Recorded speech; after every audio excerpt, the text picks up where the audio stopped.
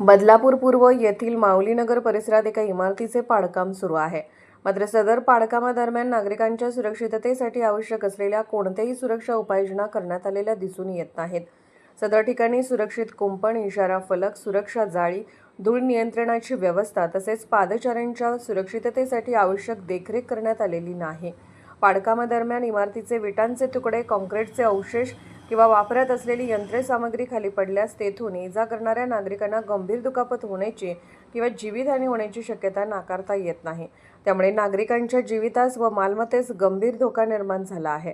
याशिवाय सदर पाडकामाच्या अगदी शेजारी किलबिल नर्सरी स्कूल असून त्या शाळेत 3 ते 5 वर्ष वयोगटातील लहान मुले शिक्षण घेतात. दररोज सकाळी सुमारे 9:30 ते 11 या वेळेत विद्यार्थ्यांची ये-जा व सुट्टी होत असते.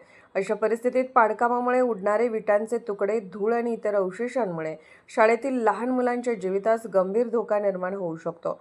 कोणतीही धोकादायक घटना घडल्यास त्याची संपूर्ण जबाबदारी संबंधित कंत्राटदार, मालक व संबंधित जबाबदार अधिकाऱ्यांवर राहील असे स्थानिक नागरिकांचे म्हणणे आहे.